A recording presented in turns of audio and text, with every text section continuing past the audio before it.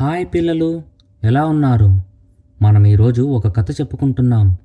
ఆ కథ పేరు వాతాపి జీర్ణం. వాతాపి, ఇల్వలుడు ఇద్దరు అన్నదమ్ములు, రాక్షసులు. అసలు వాతాపి జీర్ణం అని ఎవరు అన్నారు? ఈ కథ ఏంటి మనం ఇప్పుడు తెలుసుకుందాం, పదండి. కథలోకి వస్తే, ఒక మనిషి అడవిలో వెళ్తూ ఉంటాడు. అక్కడి నుంచి కొద్దిగా దూరంలోనే ఈ ఇద్దరు రాక్షసులు ఉన్నారు.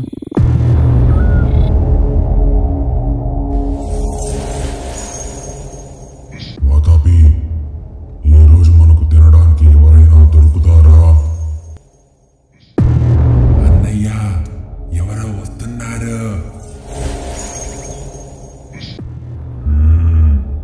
అయితే భోజనం ఏర్పాట్లు చూడు. అలాగే అన్నయ్య.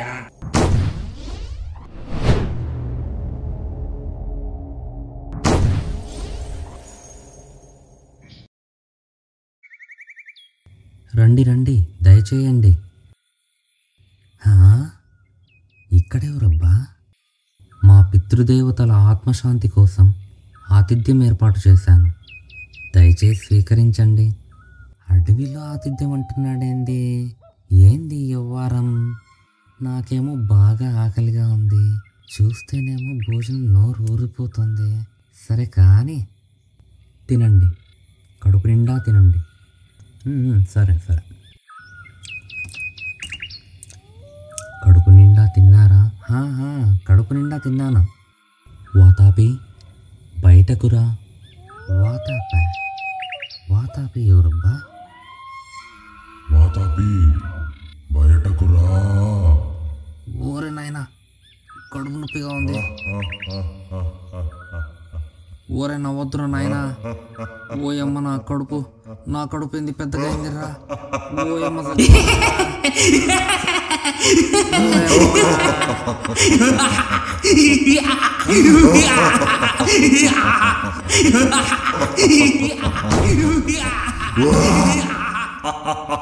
అలా ఆ అడవిలో తిరిగే మనుషులను చంపి తింటుంటారు ఈ ఇద్దరు రాక్షసులు. ఒకరోజు అదే అడవిలో అగస్త్య మహర్షి వెళ్తూ ఉన్నాడు.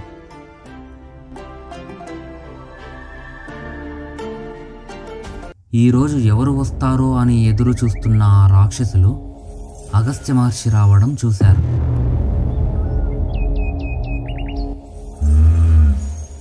వాతాపి, ఎవరో వస్తున్నారు. వెంటనే భోజనం ఏర్పాట్లు చూడాలి.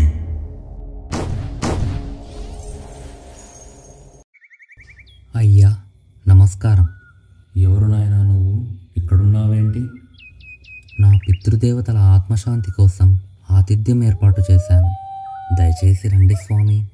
అలాగా, సరే పద నాయన. కడుపు నిండా తినండి స్వామి. బాగా రుచిగా ఉంది నాయన. వాతాపి జీర్ణం. వాతాపి జీర్ణమా? అదేంటి? మా తమ్ముడు పేరు ఈయనకెలా తెలుసు? వాతాపి, బయటకు రా. వాతాపి, బయటకు రా. ఇంకెక్కడి వాతాపి నాయన, అరిగిపోయాడు. అయ్యో స్వామి, మీరెవరో తెలియక తప్పు చేశాం. నా తమ్ముడిని తిరిగి నాకు ఇవ్వండి.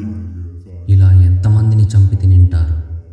నీ తమ్ముడిని నీకు ఇచ్చేస్తాను, ఇక మీరు మనుషుల జోలికి రావద్దు అని చెప్పి అగస్త్య మహర్షి వెళ్ళిపోతాడు.